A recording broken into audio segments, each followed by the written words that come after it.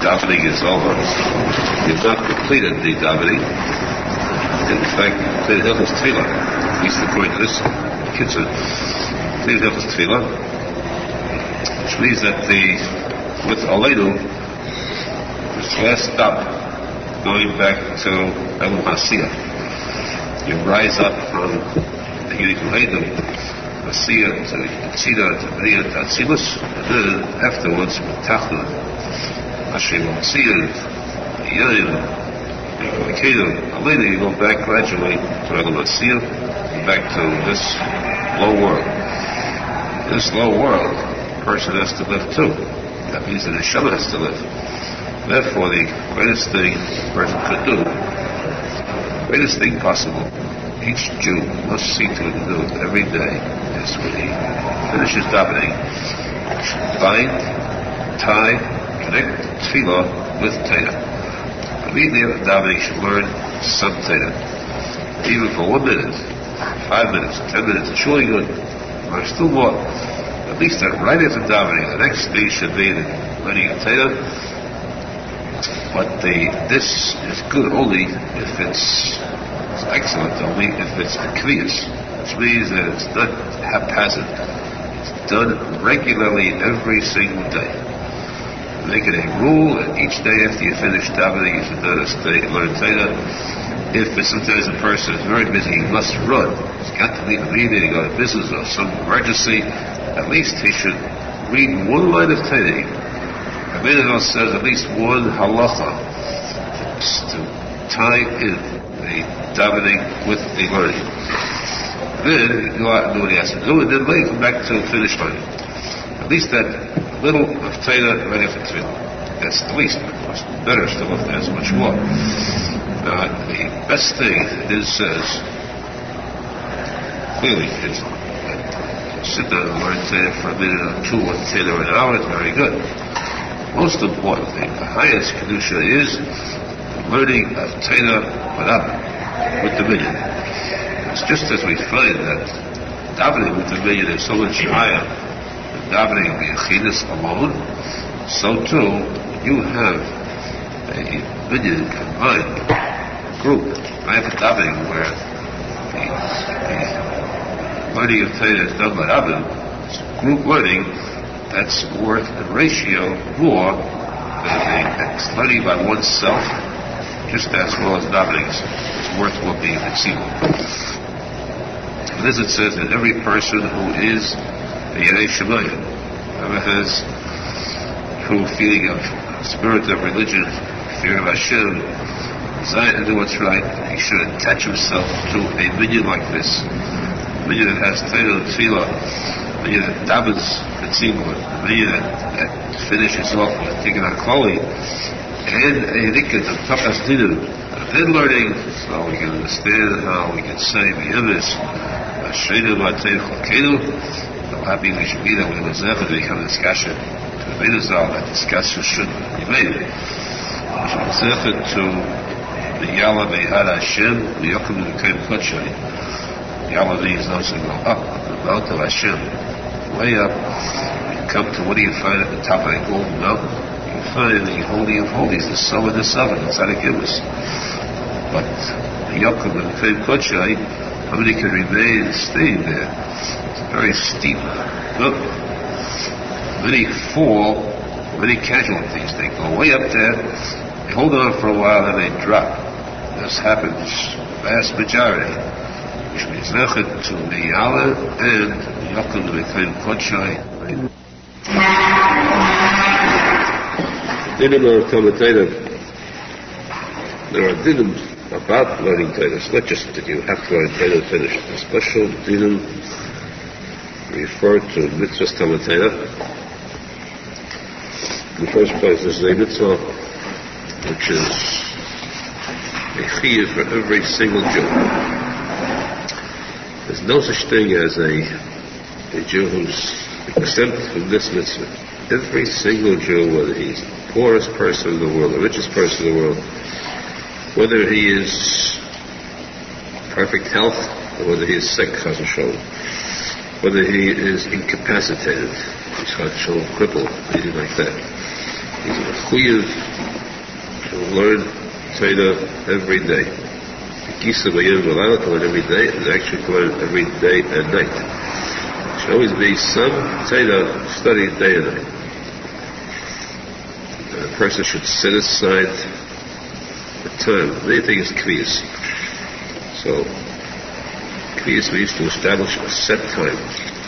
And this kviyas is so precious that the Bavly is brought other places. The Bavly says that a person is shown the difference, the extreme difference. One person learns 1 hour a day. The other person learns not 2, but even 4 or 5 hours a day. It can be a case where the 1 hour a day is better than the 4. If the 1 hour a day is a zman kavua, set aside a time, for example, at 9 to 10 p.m. commercial, right? Have a shira at 10 p.m. That hour is set aside. That come what may, nobody takes priority over that. Other appointments are pushed aside to that. Weddings, bar mitzvahs, anything. Now wait, this shir kavua must take place. It is better than a person who learns 4 hours a day, but when he gets the time, an hour in the morning, 2 hours in the afternoon, an hour at night, but not established time. It can be sometimes 2 hours at night, sometimes 2 hours in the morning. 4 hours by day, sometimes 4 hours at night. There's no set time. He just knows that he does this. He finds time during the 24 hours to learn 4 hours. But not an established set time. It is not as good as the person who takes that 1 hour and says, this is it. Why? Because if he has a shir kavua, he knows nothing will push it aside. If it's not kavua, he can always say, I have time, I'll take it later. The time is not set, so I can't get the 2 hours. Then I'll take 2 hours in the afternoon. And he has another 2 hours at night. At night, he can't make it, so he's finished for the day. He has nothing. So his 4 hours turn out to 0 sometimes, whereas if a person has established a set zman, kavua, time set for it, then he knows that he will be learning. Arizal says that the Mishnah in Pirkei Avos is the commandments of Allah Torah establishes zman kavua. Arizal points out that the word kaveya is exactly the same word for establishing a set time. Kaveya is also the word for stealing. Kaveya as well as Torah means that a person should steal time from Torah. Stealing is not nice. He's stealing not money, not something material, but time. To steal time for Torah, that means what are you going to steal time away from? Steal time away from the TV, steal time away from sitting longer at the table eating, steal time away from sitting and talking lashon hara. It's very healthy to steal time from that. Steal time away from the gashmias, the pleasures of life. You need an hour, steal it if necessary.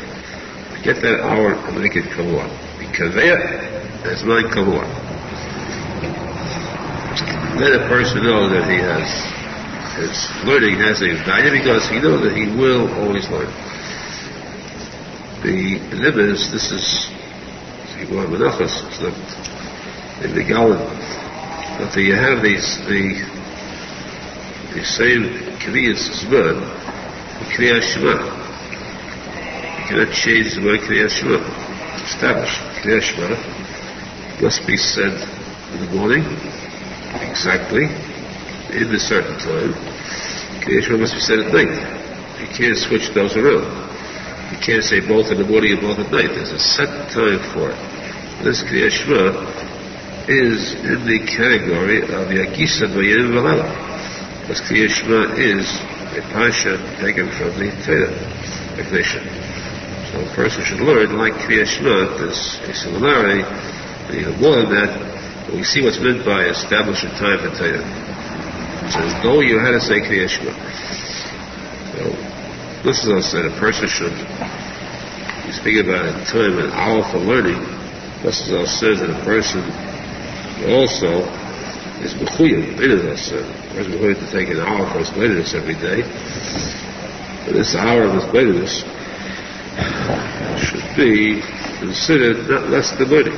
In fact, Rosenfeld says, you want to really establish a hour of awareness each day, if you could convince yourself in your mind, mentally, you would establish the fact, the feeling, the knowledge that his awareness is exactly the same kiruv that's putting on tefillin.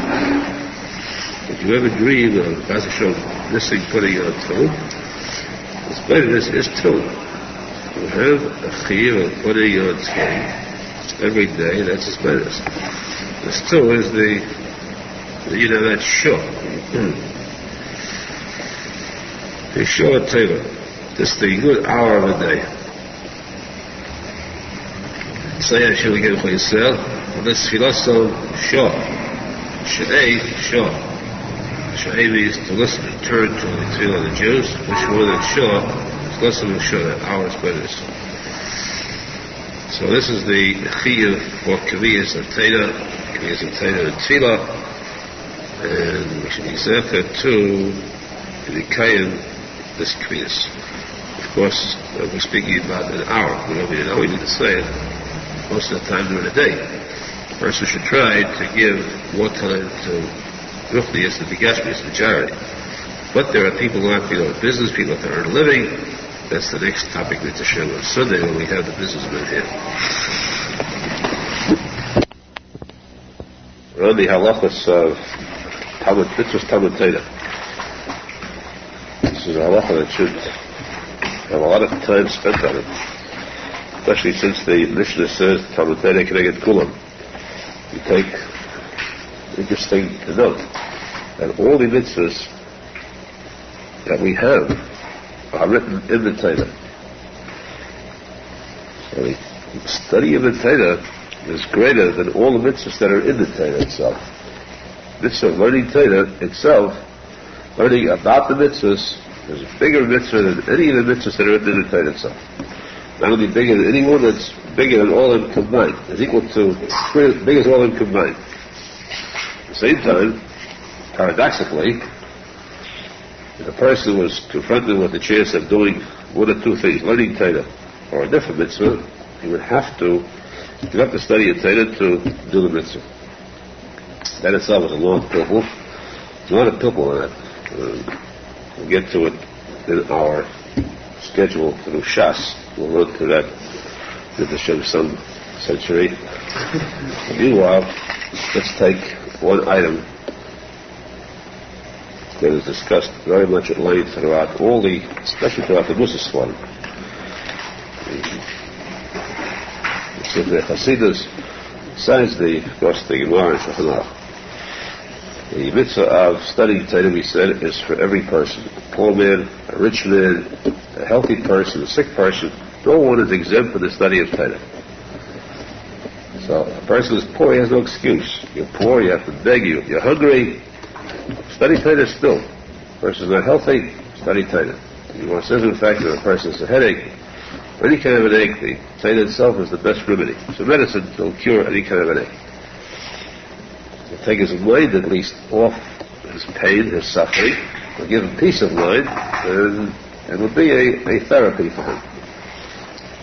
But there's one thing that a person could not help. He's poor, study. He's sick, study. What if a person doesn't have the mind, the knowledge for it? What can he do then? This has nothing to do with money, nothing to do with health. He doesn't have the brain, he doesn't have the basic knowledge to study Torah. I'd say at best he knows how to read. Okay, so he knows how to read. So today we happen to have Sfarim written in English. Fortunately, if a person doesn't know how to read Hebrew, he can still read a lot of Sfarim. Chumash, for instance, a lot of the Yaakov parts of the Gemara are in English. You can even find today the Sfidas in English, Kabbalah written in English. Even that far they've gone. Today we even have Arizal's. It's important. Sefer Arizal written in English too.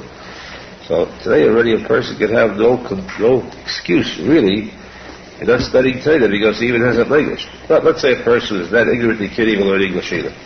Okay, he's illiterate. It happens. You get people who are brought up in the farms, in the south, in the north. somewhere in the desert, the forest, in the jungle. This person came out of the jungle, he lived together with the Schwarzes all alone. That was his whole life, but they never had an education, so he doesn't know how to read. What does he do? Well, he knows, he's told, deep inside, his neshama knows how to read. His neshama knows mitzvahs, and the neshama knows kedusha. The neshama crazy. Here, the Gemara says there is one remedy for him. He can leap up to a point bigger than the biggest Talmud Chacham, and that is to make a partnership, the age-old partnership of Zvulun and Yisachar. Two brothers, the sons of Yaakov and Eno, who made this famous partnership of one working regularly, supporting the other. Zvulun going out to work, going out with his ships, merchant marine, to do business. And he supported Yisachar, who didn't go out to do business at all. Yisachar did no business, no work at all. He sat in the tent of Torah and studied Torah. They were partners. And partnership means literally partnership. So who didn't say to Yisachar, you're sitting in Torah studying, what do you need? You need bread, cake, steak every day. Okay, that's $50 a week, $100 a week. $200 a week, did you get a digestion eating that much? I'll give it to you. That's not what he did. He said, if we are going to be partners, that every minute of the time you study Torah, we divide that Torah, so we can divide also my business. So if I make $200,000, $100,000 of it is yours. This was an honest partnership. This partnership was so great that what was the result? Someone might have earned $10,000. Instead he earned $1 million. Already he got profit. The second profit was that he received, besides this vast wealth which he was blessed with now, he also received half of the learning of Yisachar. That's a lot, because Yisachar was the top. In Torah, Yisachar was the highest of all his sons. Yisachar Chavruta Gorim, Arizal says, be careful with that word. Chavruta Gorim is the side of Rabbi Akiva. So Akiva said, Akiva once said, those fools, Arizal says, who said that Rabbi Akiva, when he was 40 years old, became Talmud Chacham, religious. They are fools to say this about Rabbi Akiva, who was Moshe Feinstein, because under 40, he said, why did he say he said, before I was Talmud Chacham, I said, who would give me an Aharon, and I would bite him like, who would give me a Talmud Chacham? When I was an Aharon, he said, I hated Menachem Mendel Schneerson. I said, would give me a Talmud Chacham, I'd bite him like a mule. I'd bite him like a mule. Why? Because a mule breaks the bones when he bites.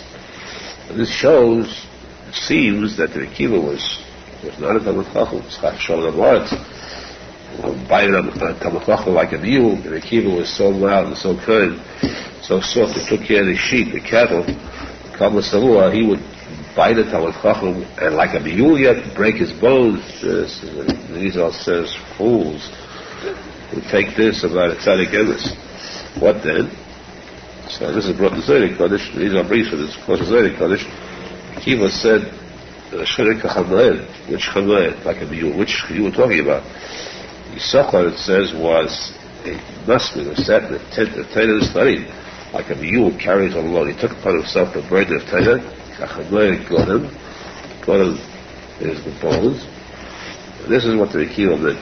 The Akiva was the Gilgul of Yisachar. Well, so Rabbi Nachman says, note. Others for them say it too, but it's not a thing for the book. Rabbi Nachman says, note. We have two partners, right? Note, watch carefully how these two partners work. They worked fine. When we worked, you saw a line, they divided everything. That's business. What about Bashamayim? What did heaven say about this? What does heaven testify to the value of this partnership? What does the Torah say about it? Arizal says, note, the Torah says, Smach, Zvulun Mitzvah. Zvulun, be very happy. Rejoice. Zvulun, when you go out to work, rejoice because how lucky you are. You're going out to work, and you're getting schar for learning. Working, you're getting schar for every word of Torah that yourself is doing. Not only that, the Arizal says, but note that in this great partnership, one is studying Torah, that's heaven, ruchnius.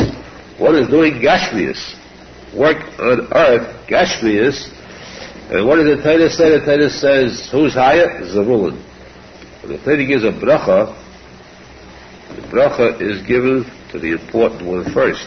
The pasuk says, smach zvulun b'tzeisecha, v'yisocha b'yehalecha. First, be happy, rejoice, zvulun, when you go out, and then yisocha in your tent. Because yisocha, the Gemara says in the full later, we'll get to it, Mr. Shun. Get to that plot where the Gemara says that these Talmidei Chachamim, who are supported by those who give money, should be very much mispalel for the welfare, not the welfare, the benefits, the livelihood of the good of those who support Torah, those who are Machzikei HaTorah. Say that Torah. This is the partnership that is so great, and so beneficial, and so holy, that the Torah considers this the true Kedusha partnership. I had one seen. Today you don't find it anymore. Because today, with inflation, people refuse to sell Torah for a price. We can have a beautiful 1 or 2 hour shiur right here. A couple of stories. Well, for the one is Zaydik, I'll just illustrate this point. Maybe tomorrow the show will continue. Or on Tuesday, or on Purim. Maybe we'll have that. But the point is that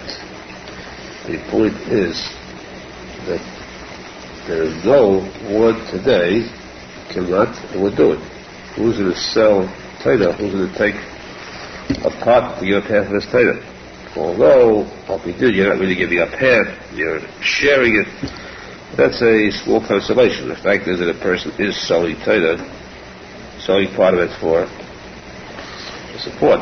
The person's better, that's why it says it's better to be a Yafat Torah in derech, where you support yourself, self-supporting rather than to have to rely on others. At the same time, that's been sad, the side of the person who's learning, you shouldn't sell it. What about the side of the person who can't learn too well and wants to look for a bargain like this? Where do you find a bargain like that today? You could share Torah with somebody. Not literally, but you could, of course. Again, when you give to the Talmidei Chachamim who learn in Chaylo or the yeshiva, you have a direct share in their learning Torah. You don't know how precious this is. That's why Rabbi Arizal said it, that to give that to Yisrael, to give to Rabbi Arizal's Talmidim there, this is if you want to have a measure of quality, this mitzvah, this is the highest. Testified to, signed, sealed, delivered by Rabbi Arizal. But in my experience, I had one scene as a child. I recall there was dates way back, antedated to the time of depression time. It's like last week. And in that time of depression, there was no money around. And they weren't tzadikim then. I recall a time my grandfather, Shalom, was different. There was one man who was very touching. And at the time, my heart just went out for him because I felt I had a chush there. This man made a statement in shul. He said he wants to sit down to learn. He doesn't need support in money and food. He cannot afford to buy a shas. He needs a shas. And he wants to go through shas. This is a big halacha. It wasn't a plain person. He doesn't have it. He's close to the shas. He's not that rich. So he said he has his little pension and he gets his $3 or $4 a week at that time. He can live on that. He needs a shas. Whoever will give him a shas, he offers half schar for his money through the shas. You know, that was such a thunderbolt. I must have been about 11 years old, and my mouth just watered. Look at this offer. I learned a little bit at that time. You know about this? There were no takers. Everyone would go for it. Nobody at that time. This was depression. There wasn't one person that had money for a shas. To take up an offer like this. We learned, if you recall the Gemara, Pinchas B'Yoyah himself said that Yesh Neitzvi Eiloi, there's times you find a person who wants to give, but he doesn't have. And as far as I knew then, as far as I followed up, that man was left with no takers. Imagine an offer like that. Here's a person offering a mountain of gold or a fortress of diamonds for sale, to give away. No takers. And how I wanted it then. I would have given for couldn't lie. Learning Gemara at that time too, but Shas, I heard the word Shas. Partner with Shas. Partner with learning Torah. Anything, anybody. Learning Torah, go through Shas at that age, I figured it's great. I didn't have the money. But maybe if I would have done better, I would have raised the money. Anyhow, I have not seen. There's a few other items that we talk about that. And that's an example of how difficult it is to get further. Today you don't find such offers around, except, as we said, you give to yeshiva, to kollel, to ones who sit and study, to the yisachars of today, that it's sharing slightly. The posek in Yedidea stress the fact that you cannot be a real zvulun unless you do it legally. Now, there's the catch. You say to yourself, zvulun, wasn't he lucky? There's the whole point that it revolves around. Where do you find today an offer? Zvulun is no problem. Yisachar, where do you find the Yisachar? Who's in the Sanya Shas? Who's in the Sanya Torah? Zvulun, everybody wants to be. I don't want to give a person money to he should share with me a Torah. Why not? It's the greatest thing in the world. It's a sheker, false. These are all false statements. Where do you find a zvulun today? Where do you find a person today who wants to be a zvulun? You don't find it. You don't find a zvulun. Because zvulun means a person will say, my business, my profits, 50%, equal partners. He doesn't have, it's not that you don't find it. You don't find a person there with that degree of emunah, like zvulun had. I'll give away half my profits. I'm earning 10,000. Give away 5, I'm going to get back 50. Give away 10, get back 100. Which did happen. Besides this schar, he didn't lose by giving money to Yisachar to give potato. He don't lose because, why don't you lose? Because the Torah says that the Yevida, the left side of the Torah you have wealth. There's wealth in Torah too. Physical, material wealth. You don't find people today who will say, I'm willing to get myself a Yisachar and to really share my business 50-50. My business, my salary, my earnings, right down the line. Every penny I get, he gets half. You don't find it because they haven't got that emunah that they're going to get it back right away. Plus the other side. That's why today's weak, and that's why because we don't have the generation today we had last time. We're going to have more of this, we hope, with Hashem, during this week. Very fascinating stories about this. We should be inspired with a desire to be a true combination of both Yisachar and Zvulun.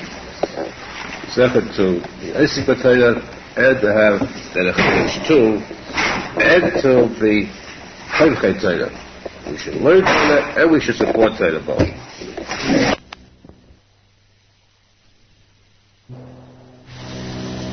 Big Torah, which is one of the mitzvahs of the Torah itself, but how a person can get this mitzvah. A person can actually buy this mitzvah. You cannot buy mitzvahs. A person will give, a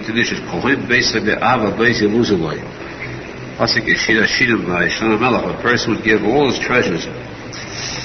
For mitzvah, they would laugh at him. They would mock him because how could you buy mitzvahs for money? Yet it's possible in this case to buy a mitzvah. Somebody else does it, but you buy it. However, this is possible only in advance. For example, Yisachar and Zvulun agreed in advance, made a pact, a treaty, a contract, that anything that Yisachar would learn, they would both divide equally. This was legal. Also,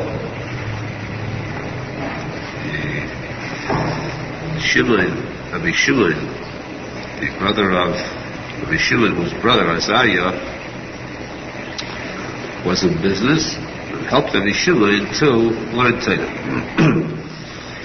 So this was agreed on before they started.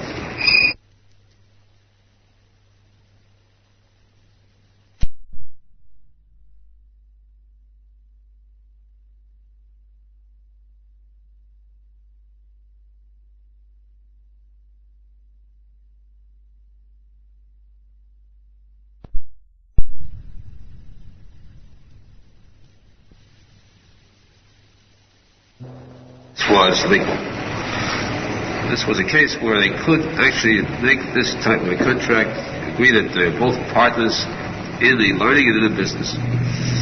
However, the case of Hillel HaZokin, who was very poor, extremely impoverished, and who, despite his difficulty, despite his shortage of funds, despite his lack of money even to provide for himself food or clothing, he had the hasmoda, the Nosson, the cheshik, nafshei choshka v'Torah.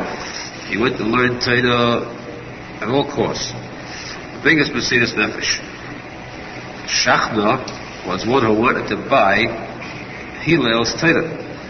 He wanted to buy his Anohabla, buy his Gan Eden, because every word of Torah that a person learns is a separate mitzvah, a separate malachas nivra, and a separate piece of Gan Eden for each one. So Shachna said to Hillel, you have a lot of Gan Eden for your Torah, sell me some. I want to buy some of what you have. The Gemara says, a baskil, a voice came from heaven and said, Shachna, you fool, if you gave every cent you had, every cent you possessed, to buy one word of Hillel's Torah, you could not buy it. Why? What is the difference? Because you're coming to buy something which is already there, the mitzvah is already done, the mitzvah you cannot buy. You can't arrange in advance to do a mitzvah. By buying someone, sharing somebody's learning, supporting him while he learns, that's a mitzvah in itself. So you do your mitzvah, you can share it. But when a person has finished the mitzvah, he suffered for it, and you want to go and buy it, this you cannot do. The voice from heaven said, Hillel's Torah remains intact. No way you can ever buy that. So, it then says that a person even, there's halacha, a person even, who does ferret, does seek out somebody who is willing to accept a partnership like this, is willing to be supported in learning of Torah, and he'll learn day and night 1,000 times more than the businessman himself could ever learn, and accept the support, and they'll divide it equally. There's still does not free the businessman from learning Torah. Even though he has 1,000 times more he himself can learn, he still must learn himself. He's not exempt. Mitzvah of Talmud Torah is incumbent upon every single Jew. He must learn Torah, and as we said, the most important, the most precious of all Torah is the Torah that is bekviyus, to establish a set time of learning Torah. Also, in addition, it is also law that every Jew is mechuyav every single day of his life to learn Shulchan Aruch. So, if possible, the best time is while he is wearing the Menachem Mendel Schneerson. While wearing tefillin is the best time to learn Shulchan Aruch. Actually, Menachem Mendel Schneerson, which means that those who are not married never are, at least while wearing tefillin, to get used to, get accustomed to that fact. There's a time to learn Shulchan Aruch. This way we fulfill two mitzvahs simultaneously the Arizal gave to us. Two parts of Torah. One, everyone should wear Menachem Mendel Schneerson. Two, we should learn Shulchan Aruch. It's supposed to be makshiv, obey the words of the tzadik English, the seating of the Shleim and Heilam.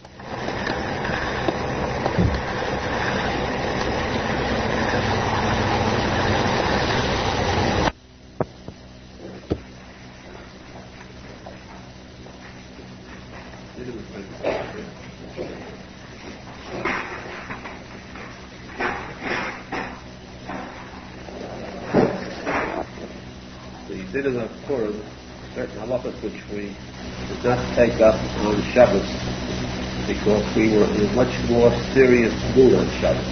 If it was. Today we took the halachas of Shikra. I was pretty drunk. All the laws of the Suda, the Dutch Suda Purim, the Feast of Purim. We looked to have a Suda today.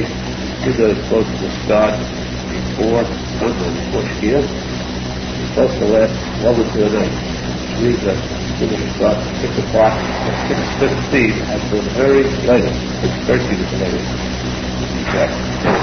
The latest you should wash today, the good thing is 6:30. Better a few minutes before.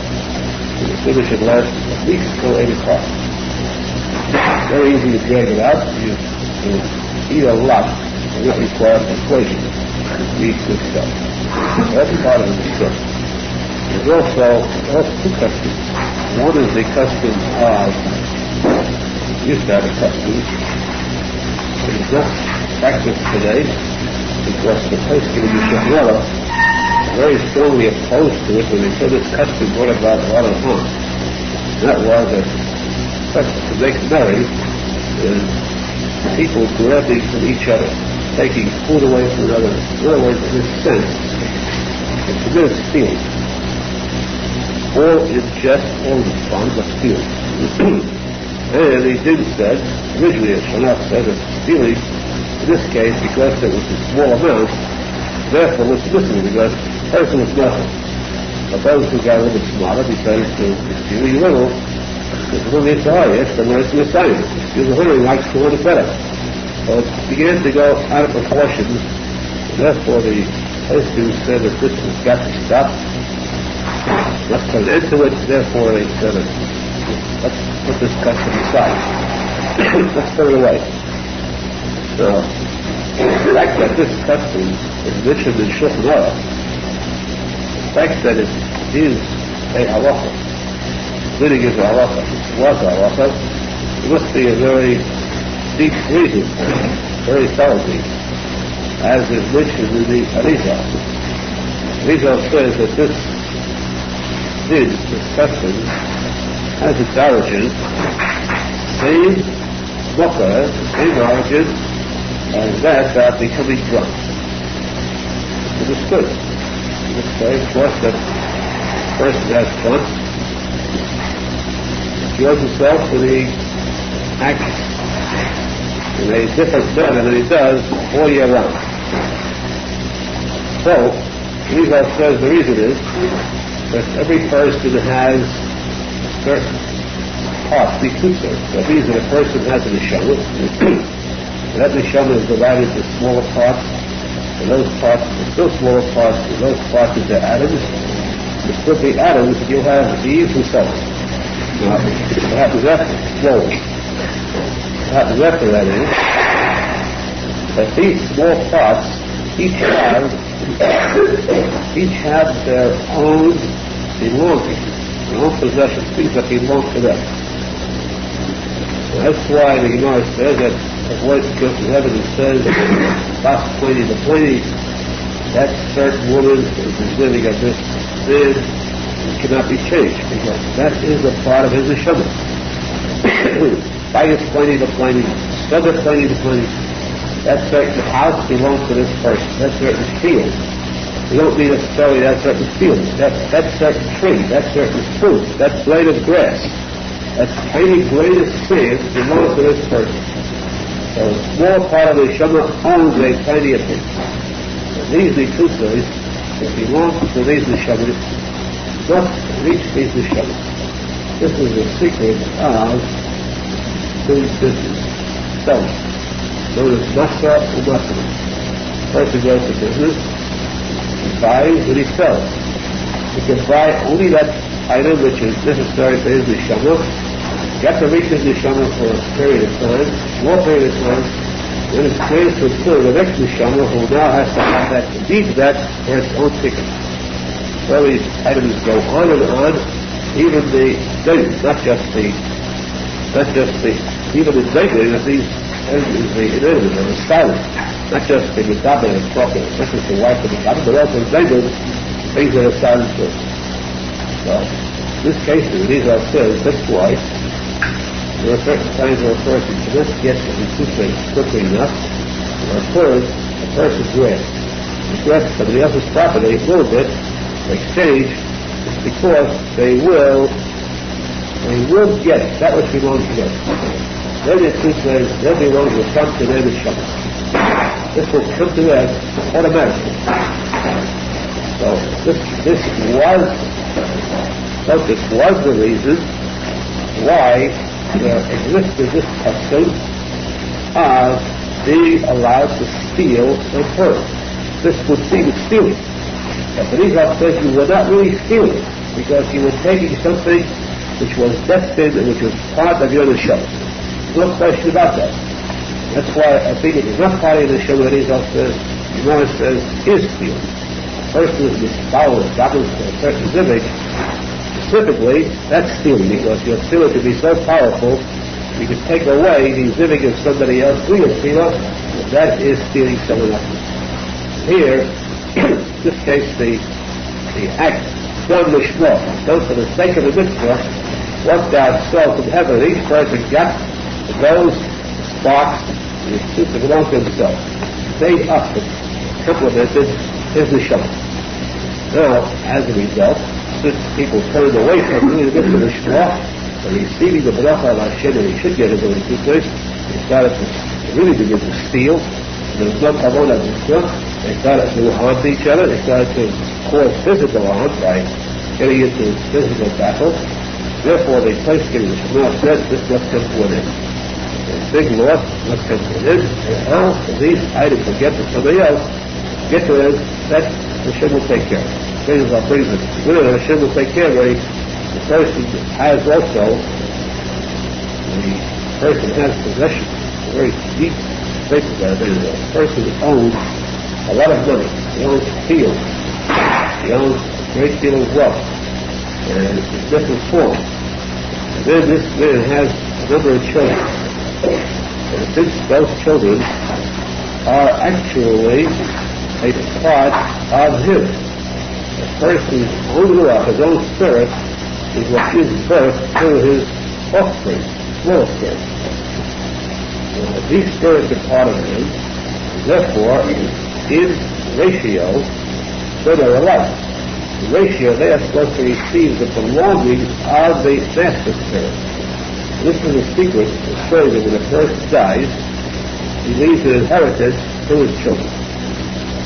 Arizal says, in this case, true, they get the inheritance. But undoubtedly, these neshamas are different size neshamas. How can a father receive an inheritance of equal proportion? He has 3 children, how can he divide his wealth into 3 parts to give each one of the 3 equal parts, which is the good? What's the use? It's certainly they're not to be divided equally. One should get more than the other because his neshama requires one. Then I'll say that a person is supposed to fulfill the mitzvah of the Torah. This says, do not take favors, don't get children. Leave them an equal inheritance.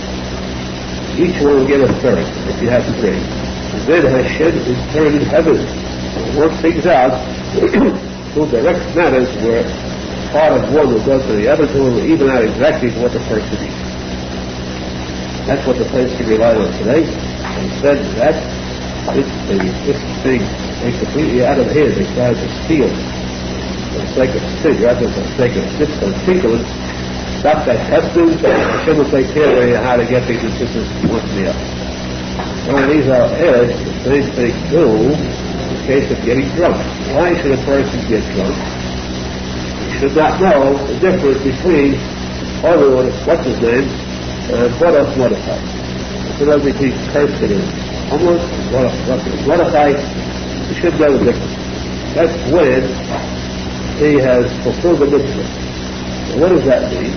It means he's going to say instead of Aharon, I'm going to say butter. Use the word butter for this character. How is that possible? What's the purpose? And what's the good? And what's the elements? What's the benefit? Get a person drunk, so well, go bless someone. That's true. What kind of intel is that? Arizal says that out all of creation. There is a Libra, there is a Bar, there is a Satan who was created for the purpose of fulfilling his mission. And this Satan must be fed, he must be nourished. He must be nourished, otherwise he's destroyed. And that's why there are a lot of missions we have which have a certain portion, a drop, left for the Satan. Then they can understand one of the greatest secrets of the biggest of all mysteries. Children, full of itself and excited. Right on top, little hairs that come out on top of the shorosh, those hairs are for the sake of the suffering. Even in children, it's of Ishtoyah, it's of the hairy one. His hair is left there for the sake of the Balgava, the son of men, because he must get his Aruch Zohar, or his kipper. We have to bring a cover. It's got to be also one side that goes for the sake of the person. So until the time comes when he is wiped out, he must be nourished. Therefore, there has to be some nourishment too. The person to say words that are favorable to him. But the person would say that when he is sober, he could destroy the person. That's blasphemy. Therefore, it should be said when the person is drunk. Give it to him when you're drunk. If you excuse yourself and say, I said it when I was drunk, no, that's an excuse. This is all explained the secrets involved in the law of Torah, which is not necessarily Shabbat, because it is called secrets of Shabbat. Today, I'm already Torah, I'm a little drunk right now, so we can reveal secrets, as it says, like, which means nothing. We should receive a true ticket for our Yerushalmi. Our Yerushalmi should have the ticket for Shlimus, Zephyr Shnuach in Yerushalmi. Zephyr to see with our eyes, the Geulah Mordechai, followed by Geulah Mashiach, the Mikdash, the Palas, Kol, City, Yisrael, all the humans of today. And there are a lot of them today. There's so many humans today, it's hard to find one to live in. Even those who are not are only wearing a mask of the kills the world. You go to the United Nations, one row, all the same face. You go to the Middle East, you go to Washington, D.C., the Lincoln, the Oxford, and the colors that exist today, the joy, the chocolate, the dread, or the child today, all this has to be wiped out. You got to pay attention to all this, and you can see the brightness, the lightness, it's enough. You have to see this, the Jewish thing is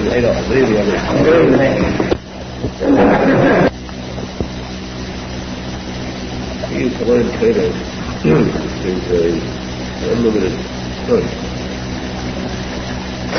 Torah says that you can handle Halacha, you should study Torah day and night. Which means that you cannot be yesterday just learning it by day. To learn, it's going to start time day and night. Never to allow the day or night to go by like you empty oneself. Person required to give an account of days and nights in his life. At least a little time should be set aside. Some things should be set aside for each day. When a person has set period of time to learn, and this set period of time to learn, then he has a choice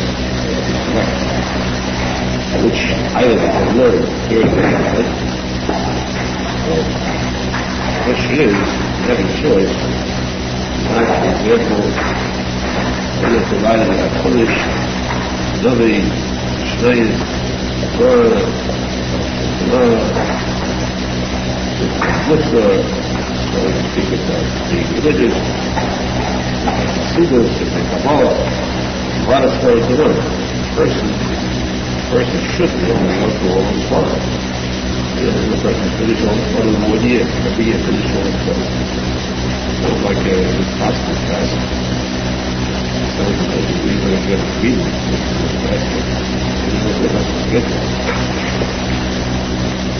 We can do it our lifetime, we'd be very happy if we finish with the minutes each year. But, at least, if a person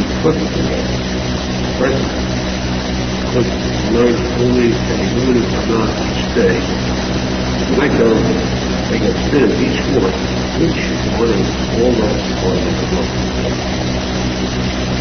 That's the question. Is the person who is doing this part that makes something forward by looking at it? The different opinions, the first of these is you did only have the course that should know, no excuse, what happens? The biggest emergency in the world, what happens? It's supposed to learn a minute, Arizal, Halacha, you can be or Halacha, nothing. They were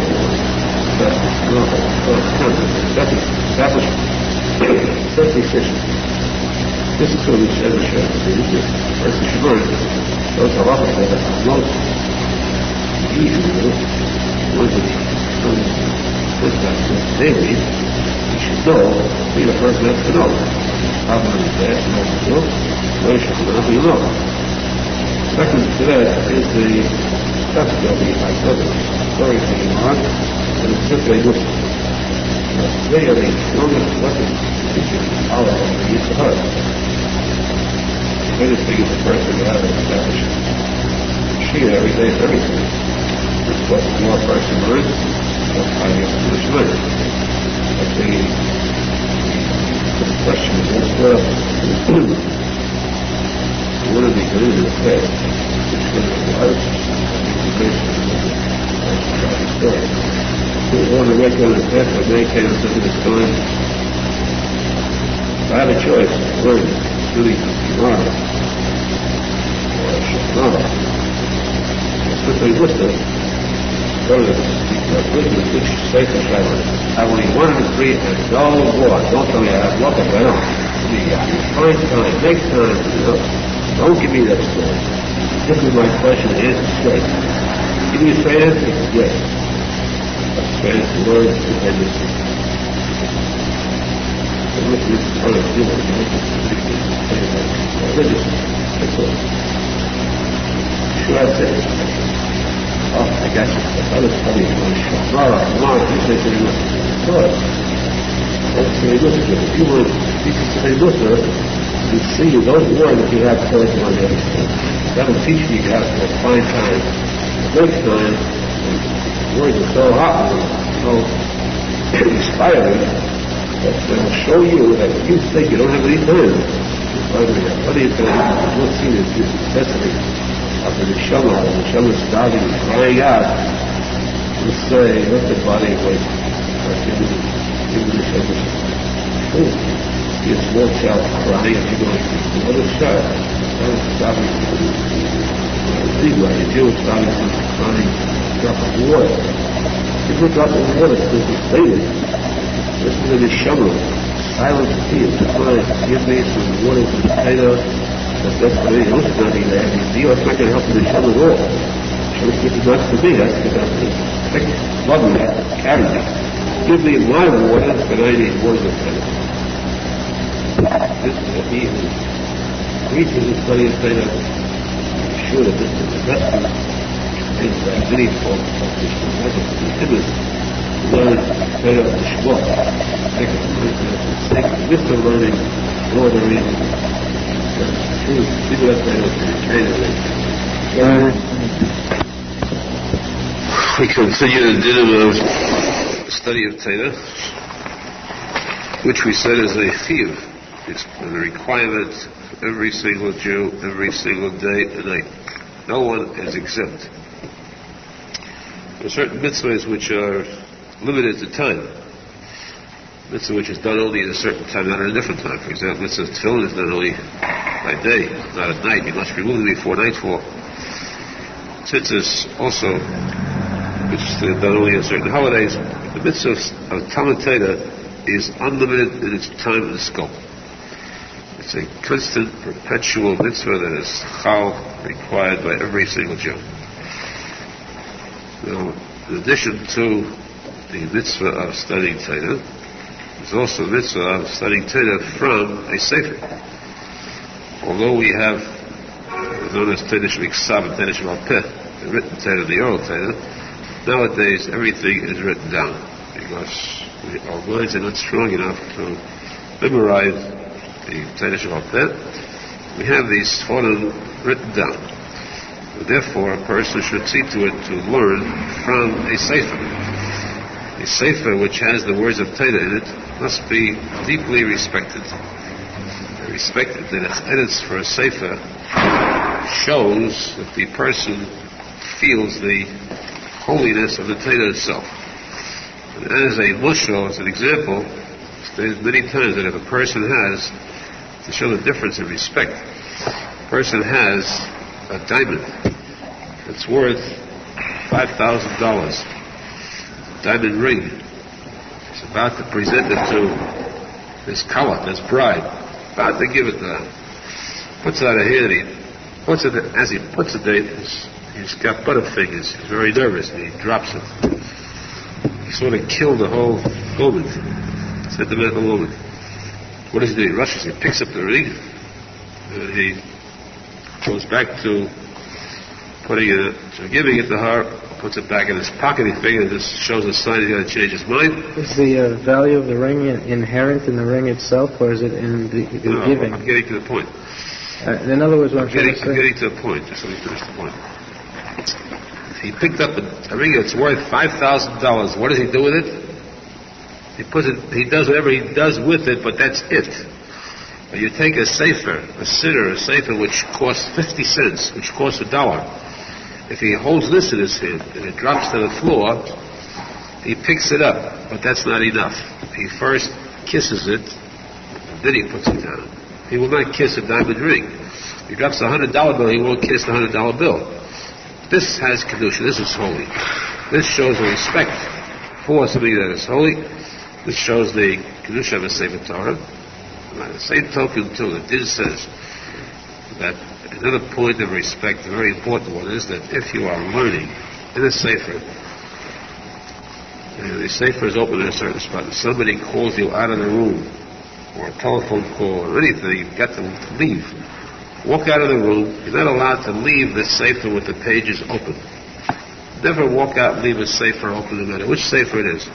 You must close the sefer before you walk out. You're not supposed to leave it. Some people do it. A lot of English books, they turn the book over upside down on its face. And that because there's no respect for the English book. But a sefer, you surely cannot do that. You cannot leave the pages uncovered. So you must close the sefer when you walk out. But this, it says that there is a special angel who guards the pages of a sefer. And he avenges the disrespect given to a sefer. Special angel in this case. And this angel is called Shed. The word Shed usually means a spirit, an evil spirit. This is the name of the angel because the word Shed, 2 letters, Shin Dalet, stand for Shomer Dafim. Shomer Dafim, he guards the pages. Of course, this means literally, simply, that there is a sin involved.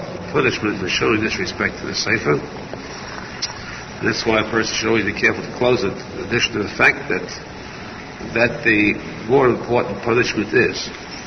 The person who leaves the sefer open and walks out, he is punished by having his learning, his studies forgotten.